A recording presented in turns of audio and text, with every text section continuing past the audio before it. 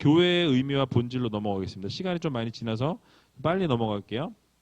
자, 교회란 하나님을 경배하는 그리스도인의 모임임을 알게 한다. 또 교회의 구조와 본질이 무엇인지 알게 한다라고 이렇게 학습 목표를 정해 놨습니다. 그러니까 교회라는 곳은요, 하나님을 경배하는 그리스도인들의 모임이에요. 공동체입니다. 그러니까 여러분, 교회하고 교회당하고 헷갈리시면 안 돼요. 교회는 하나님을 하나님으로 섬기는 자들의 모임이에요. 공동체예요. 근데 교회당은 여러분 뭐예요? 이 건물이에요. 건물. 그러니까 건물은 교회당이지만 교회라는 것은 교회 안에 구성하고 있는 공동체가 교회다라고 여러분 이렇게 생각하셔야 된다는 거죠. 그래서 교회의 종류를 잠깐 간단하게 말씀드리면 뭐 가시적 교회와 불가시적 교회로 나뉠 수 있어요. 그러니까 가시적 교회는 눈으로 보여지는 교회죠. 불가시적 교회는 눈에 보이지 않는 교회예요. 그러니까 가시적 교회는 건물이나 조직을 이야기하고요. 이 지상교회 지금 현재 있는 교회를 말합니다. 근데 대신 그게 뭡니까? 불완전한 교회다라는 거죠. 이 교회는 지금 완전하지 않아요. 근데 불가시적 교회는 보이지 않는 승리적 교회고 예수 그리스도를 머리로 하는 교회입니다. 완전한 교회고 천상의 교회다라고 말씀을 드릴 수가 있어요. 그래서 오늘 여기 본문에 보게 되면 당구장 표시 있는 거 한번 같이 읽어보겠습니다. 또 만물을 그 발 아래 복종하게 하시고 그를 만물 위에 교회의 머리로 주셨느니라. 우리 주님께서는 교회를 세울 수 있도록 자신의 생명을 내주셨으며 그리스도의 몸된 교회가 성장하기를 원하십니다. 당신은 본과에서 교회의 의미와 본질이 무엇이며 해야 할 일이 무엇인지를 알게 될 것입니다. 그래서 여러분 교회에는 그리스도께서 교회의 머리가 되신다라는 거예요. 교회의 머리가 되신 분은 우리 주님이시다라는 거죠. 그리고 첫 번째 보시게 되면 이제 그 내용 지금 읽었던 내용이 이제 밑에 쭉 나오니까 쭉 나가겠습니다. 교회를 어떻게 정의할 수 있는가 한번 끝까지 읽어보겠습니다. 교회라는 말은 헬라어의 에클레시아에서 유래된 것으로 불러 모으다라는 뜻으로서 예수 그리스도를 믿고 하나님께 영광 돌리기 위해 모인 공동체를 의미합니다. 교회의 머리는 예수 그리스도요, 신자는 그 지체로서 유기적 관계를 가지고 있습니다. 고린도전서 12장 27절을 읽어주시겠습니까?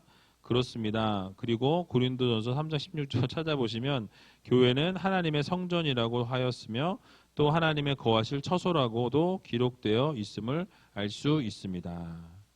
여러분 고린도전서 12장 27절을 보면요. 너희는 그리스도의 몸이요 지체의 각 부분이라 라고 말씀합니다. 그래서 여러분들 아까 말씀드린 것처럼 예수 그리스도는 교회의 머리가 되시고요. 그리고 여러분들은 그리스도의 몸입니다. 그래서 그리스도의 몸을 이루는 지체들이에요. 뭐 손가락도 있고 발가락도 있고 뭐 몸도 있고 눈도 있고 코도 있고 입도 있고 뭐 이런 모든 것이 지체를 이루는 거죠. 각각의 지체가 하나가 되어서 교회를 이룬다라는 말씀입니다. 그래서 교회라는 말이 여기 에클레시아라고 하는데 불러 모으다라는 거죠. 모인 공동체를 이야기하죠. 건물을 교회라고 하지 않습니다. 예수님을 머리로 하는 공동체가 바로 교회가 된다라는 것이죠. 여러분들이 교회를 이루는 지체들이에요. 하나하나 각각의 지체들, 여러분들 한 분 한 분이 모여서 교회가 되는 거예요. 그러니까 움직이는 교회입니다. 여러분들이 한 분 한 분이 움직이는 교회예요. 각자가 맡은 자리에서 각자가 하나님이 기뻐하시는 성장을 이루고 건강한 교회로 거듭나야 한다라는 것이죠. 그러니까 여러분 건강한 성도가 계속 모여서 건강한 교회를 이루게 되면 그 교회는 건강한 교회가 될 수밖에 없다라는 거예요. 그런데 건강하지 못한 성도들이 자꾸 모이고 있다 보면 어떻게 되죠? 건강하지 못한 교회가 될 수밖에 없다라는 사실입니다. 여러분들이 바로 교회를 이루는 공동체 지체들이라는 것 여러분들이 꼭 기억하셨으면 좋겠습니다. 그래서 고린도전서 3장 16절을 보게 되면 뭐라고 말씀하죠? 우리 같이 한번 읽어볼까요? 너희가 하나님의 성전인 것과 하나님의 성령이 너희 안에 거하시는 것을 알지 못하느뇨. 아멘. 그러니까 여러분들이 하나님의 성전이라는 거예요. 여러분 한 분 한 분이 하나님의 거하시는 성전입니다. 얼마나 아름답습니까? 그죠? 하나님이 여러분들에게 거하시는 성전이라고 말씀하고 있기 때문에 여러분 그것을 꼭 기억하셔야 된다는 것이죠. 또 교회의 그럼 설립자는 누구입니까? 예, 예수 그리스도께서 교회 설립자입니다. 내가 이 반석 위에 내 교회를 세우리니라고 주님께서 선포하시죠. 교회는 예수 그리스도가 하나님의 아들이며 메시아 되심과 인간으로 성육신하신 하나님이라는 베드로의 신앙 고백에 근거하여 그리스도에 의해 세워졌습니다. 그러니까 시몬 베드로가 주는 그리스도시요 살아계신 하나님의 아들입니다라고 이 말한 이 고백 위에 교회를 세웠다라는 거예요. 그래서 여러분 이 베드로가 주는 그리스도시고 살아계신 하나님의 아들이라는 이 고백 위에 교회가 든든하게 세워져 나아가야 한다라는 것을 우리들에게 말씀하고 있는 거예요. 그래서 하나님의 아들이라는 것, 메시아 되심과 성육신하신 하나님이라는 이 신앙 고백의 근거에서 교회가 세워졌다라는 것입니다. 신약교회의 출발은 성령 강림을 기다리는 오순절 날에 시작되었습니다. 사도행전 2장 47절을 읽고 기록해 주십시오. 읽어보겠습니다. 하나님을 찬미하며 또 온 백성에게 칭송을 받으니 주께서 구원받는 사람을 날마다 더하게 하시니라. 아멘. 그래서 수많은 영혼들이 하나님 앞으로 돌아오고 공동체를 이루고 그 공동체가 곧 교회다라는 말씀이죠. 그러면 교회가 하는 일은 무엇일까요? 성경 구절을 찾아서 기록해 주세요라고 적혀 있는데요. 첫 번째 하나님께 예배를 드리는 일입니다. 그러니까 교회가 하는 일 첫 번째 가장 중요한 게 예배예요, 예배. 그래서 요한복음 4장 24절을 보게 되니까 하나님은 영이시니 예배하는 자가 신령과 진정으로 예배할지니라. 아멘. 교회가 예배가 빠지면 교회로서의 기능을 못하는 거예요. 그러니까 최후의 보루로 교회는 예배를 놔서는 안 된다는 것입니다. 그래서 여러분 이런 문제가 있는데도 뭐 어쩔 수 없이 뭐 인터넷 예배를 드리는 교회들이 있어요. 근데 저는 뭐 모르겠어요. 그게 저는 안 맞기 때문에 예배를 포기할 수 없기 때문에 예배는 드려져야 한다고 저는 믿는 사람 중에 하나입니다. 그래서 어쨌든 그렇게 하나님께 맡기고 예배를 드리기 위해서 몸부림을 치고 있는데 어쨌든 하나님의 영이시고 예배하는 자가 신령과 진정으로 예배해야 한다라는 것. 그래서 하나님께 예배를 드리기 위해서 교회가 존재한다라는 것을 우리가 꼭 기억하셨으면 좋겠습니다. 두 번째는 하나님의 말씀을 어떻게 하는 거예요? 가르치는 곳입니다. 그래서 마태복음 9장 35절을 보게 되니까 예수께서 모든 성과 촌에 두루 다니사 저희 회당에서 가르치시며 천국 복음을 전파하시며 모든 병과 모든 악한 것을 고치시니라라고 말씀합니다. 그러니까 저희 회당에서 가르치셨다라고 말씀하죠. 천국 복음을 전파하셨다라고 말씀합니다. 그러니까 하나님의 말씀이 가르쳐지는 곳이 바로 교회예요. 그래서 여러분들이 지금 이렇게 1대1 제자 양육을 받기 위해서 앉아 계신 것도 교육이잖아요. 하나님의 말씀을 배우는 겁니다. 그래서 여러분들 교회 안에서는 하나님의 말씀이 가르쳐져야 한다는 거죠. 세 번째로는 성례를 집행하는 곳입니다. 고린도서 11장 24절 보게 되니까 축사하시고 떼어 가라사대 이것을 너희를 위하는 내 몸이니 이것을 행하여 나를 기념하라 하시고 라고 말씀합니다. 그러니까 성만찬을 주님께서 베풀어 주셨잖아요. 그래서 이 성찬 이 부분을 주님께서 나를 기념하여 거룩하게 지키라라고 말씀하셨기 때문에 우리는 지금도 성례를 집행하고 있습니다. 그래서 교회 안에서는 이 성례가 반드시 있어야 한다는 거예요. 성례가 없다 그러면 교회라고 할 수가 없는 것입니다. 네 번째, 복음 전파와 구제를 하는 곳입니다. 사도행전 이게 1장 7절에서 8절 말씀이었죠. 우리 같이 한번 읽어볼까요? 가라사대 때와 기한은 아버지께서 자기의 권한에 두셨으니 너희 알 바 아니요 오직 성령이 너에게 임하시면 너희가 권능을 받고 예루살렘과 온 유대와 사마리아와 땅끝까지 이르러 내 증인이 되리라 하시니라. 아멘.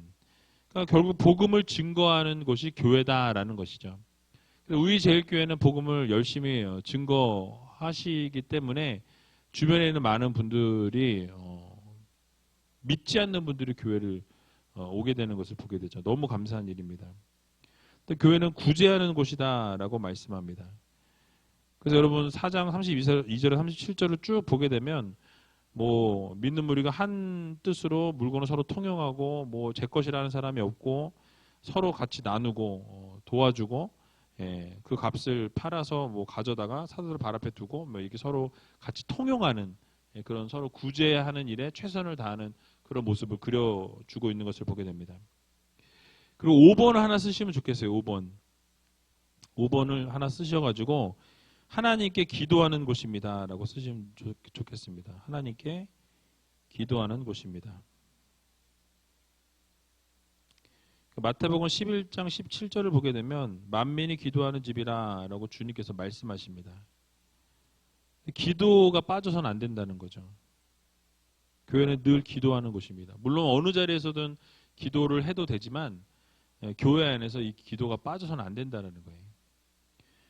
그래서 하나님께 예배를 드리는 일이 교회가 하는 일이고요. 하나님 말씀을 가르치는 곳이고 성례를 집행하는 곳이고 또 복음 전파하고 구제하는 곳이고 하나님께 기도하는 곳이다라는 것. 마태복음 11장 17절입니다. 만민이 기도하는 집이라고 주님이 말씀하신 구절이거든요. 하나님께 기도하는 곳입니다. 기도에 대한 부분들은 뭐 상당히 많이 있죠. 마태복음 11장 17절. 제가 발음이 안 좋은가요? 죄송합니다. 자, 그럼 네 번째, 교회 내에는 어떤 직분을 맡을 사람들이 있습니까? 라고 물어보고 있는데요. 각 교단마다 의미와 권한이 약간은 다르나 대략은 다음과 같습니다. 라고 이야기합니다. 여기 목사를 보시면 그 써있는 내용들이 담임 목사에 대한 내용이더라고요. 뭐 말씀 선포, 당회장권, 축복권, 성례 집행권, 칠의권 이런 것들을 가진 직분이며 또 부목사, 강도사, 전도사는 목사를 보조하는 임시 직원입니다. 라고 되어 있더라고요. 그래서 목사는 말씀을 선포하고 이 당회장권이라는 게 들어가 있기 때문에 일반 그냥 부목사님은 당회장권이 있을 수가 없습니다. 그래서 여기 담임 목사라는 걸 제가 집어넣었고요. 축복권, 성례 집행권, 칠의권 등을 가진 직분이며 부목사, 강도사, 전도사는 목사를 보조하는 임시 직원입니다.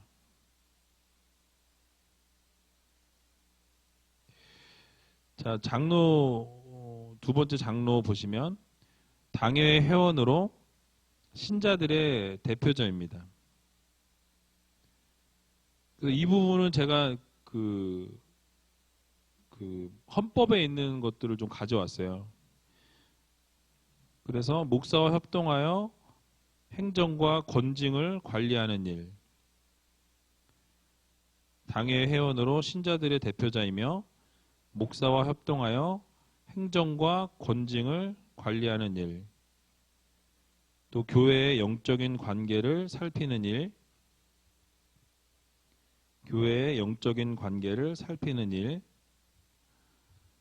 또 신자를 신방, 위로, 교훈하는 일, 신자를 신방, 위로, 교훈하는 일,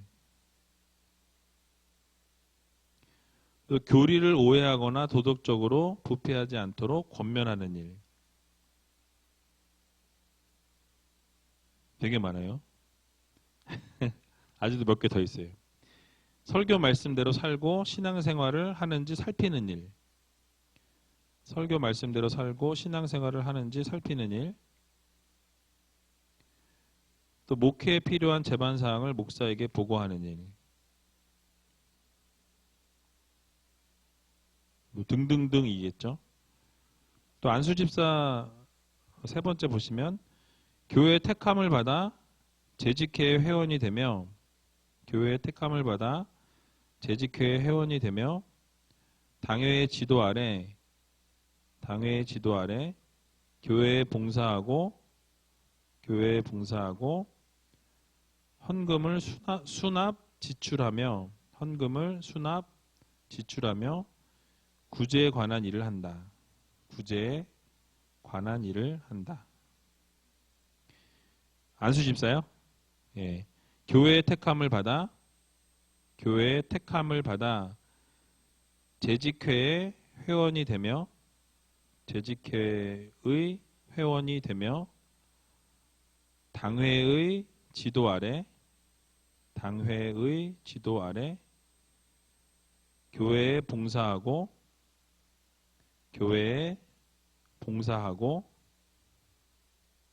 헌금을 수납 지출하며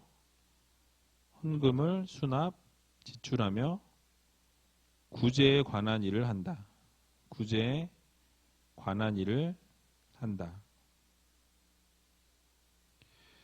자, 권사 네 번째 권사는요. 당회의 지도로 신자를 신방하되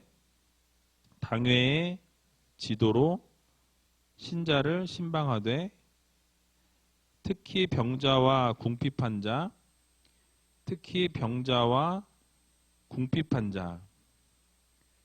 환난을 당한 자,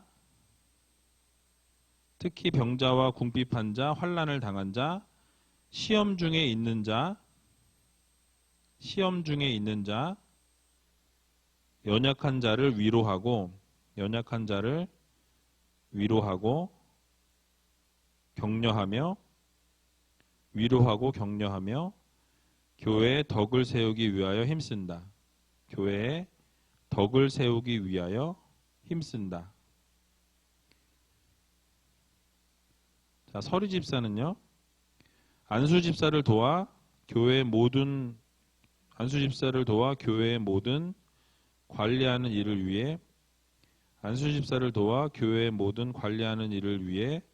봉사하는 직분을 말합니다. 안수 집사를 도와 교회의 모든 관리하는 일을 위해 봉사하는 직분을 말합니다. 그리고 거기 교구장, 뭐 구속장, 속장 뭐 다 있는데요. 순장인데 다 그냥 지우시고 권찰만 남겨두세요. 왜냐하면 이 순서상으로 볼 때 여기 권찰이 들어가야 맞는 것 같거든요. 그 권찰에 대한 거 찾아보니까 구역과 각 가정을 신방하고 위로하며 새신자를 찾아 살피며 특별한 일이 있을 때 교회에 보고하는 일을 합니다. 구역과 각 가정을 신방하고 위로하며 새신자를 찾아 살피며 특별한 일이 있을 때 교회에 보고하는 일을 합니다. 근데 뭐 이게 딱 정해져서 너는 이거 하고 너는 딱 저거 하고 이게 그거가 되진 않는 것 같아요. 제가 볼 때는. 그런데 어느 정도 정의를 알고 있으셔야 가능하니까 그렇게 말씀을 드렸습니다. 그래서 이제 이 처음에 교회에 오게 되면 이 원입교인이라 그래요. 처음에 아무것도 모르고 생짜배기들, 원입 금방 이렇게 들어온 분을 원입교인이라 그러고요. 처음 출석하고 나서 아직 학습이나 세례를 받지 아니한 사람을 원입교인이라고 그렇게 이야기합니다. 그리고 학습교인은 여러분 잘 아시는 것처럼 교회 출석해서 이제 6개월이 지난 이후에 교회의 어떤 생리를 좀 알고 이제 교회에 대해서 좀 배우고 학습 문답을 하고 나면 학습 교인으로 세우게 되죠. 요즘에 이제 뭐 학습 이 문답은 없어진 교회들도 꽤 있다 그래요.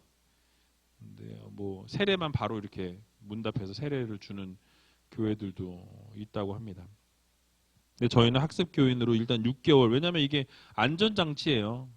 6개월 보면서 학습 교인으로 세우고, 그리고 또 6개월 보면서 이제 그 세례 교인으로 세우는 거죠. 그래서 6개월이 지난 이유가 되면 이제 학습 교인 된 지 6개월이 되면 그 이상이 되면 다시 세례 문답을 하고 세례 교인으로 세우는 겁니다. 그리고 세례를 받고 나면 이제 뭐 예를 들어서 성가대를 쓴다든지 뭐 교사를 한다든지 이런 부분들이 세워져야죠. 근데 이제 문제가 뭐가 되냐면 뭐 아직 믿음도 없는데 좀 열심히 하면은 막 성가대 해라 뭐 해라 막 이렇게 하다 보면 지쳐요. 힘들어요. 그러니까 하나씩 단계를 좀 밟아 나갈 수 있도록 그렇게 해 주시면 좋을 것 같습니다. 그래서 예전에는 뭐 알파 끝나고 아니면 뭐죠 옛날에 또 하나 있던 게 만남 수련회 하고 나면은 그냥 다 이렇게 세례를 주셨는데 일단은 제가 와서 일단은 학습 세례 이 교육을 무조건 받아야 된다고 못을 박았거든요. 근데 시간이 좀 지나놓고 보니까 사실 알파를 하고 나면 이렇게 세례를 줘도 될 것 같아요. 왜냐하면 그 안에 그 교육 내용이 다 들어 있어요. 그리고 예전에 12주를 다 했잖아요. 그 12주 교육을 하면 사실 여기 뭐 학습 세례 교육은 2시간이거든요. 합치면 4시간이에요. 4시간 하고 그냥 받는 거기 때문에 제가 볼 때는 이제 앞으로는 그런 것들을 조금 유두리 있게 하면 더 좋을 것 같다는 생각은 있습니다. 왜냐하면 전혀 이 알파 교육이나 이 교육을 하는 것이 이 학습 뭐 세례 교육에 뭐 못 미치진 않거든요. 넘으면 넘었지 모자라진 않기 때문에 이런 부분들은 또 이렇게 생각을 좀 해서 그렇게 좀 가는 것도 좋겠다. 근데 처음에는 질서를 잡기 위해서 사실은 제가 안 된다고 일부러 얘기를 했던 부분이고요. 이제 앞으로는 만약에 그렇게 된다 그러면 그 나쁘지 않을 것 같아요. 왜냐하면 모든 그 교육의 내용들이 다 들어있기 때문에 그렇습니다. 자, 그럼 뒤에 보시면 이제 마지막으로 교회 본질, 본질을 보고 이제 마치겠는데요. 첫 번째 보시면 교회는 각 지체가 다르나 하나를 이루고 있습니다. 공동체라는 거죠. 그래서 이 요한복음 4장 24절이 아니고 로마서 12장 5절입니다. 그래서 이와 같이 읽어볼까요? 우리 많은 사람이 그리스도 안에서 한 몸이 되어 서로 지체가 되었느니라. 아멘. 그러니까 한 몸이라는 거예요. 교회는 한 몸, 한 가족입니다. 하나를 이루고 있다는 거죠. 각 지체는 다 달라요. 특성도 다르고 생김새도 다르고 모양도 다르고 뭐 이런 뭐 가지고 있는 뭐 자질들이 다 다르잖아요. 달란트들이 다 다르죠. 은사가 다릅니다. 그런데 그 은사가 다른 모든 사람들이 하나로 모여서 이 교회 공동체를 이루는 거예요. 여러분들 꼭 기억하셨으면 좋겠고요. 두 번째, 교회는 거룩하며 우리 몸은 거룩한 성전입니다. 거룩성을 이야기합니다. 고린도전서 3장 17절을 보게 되면 같이 읽어볼까요?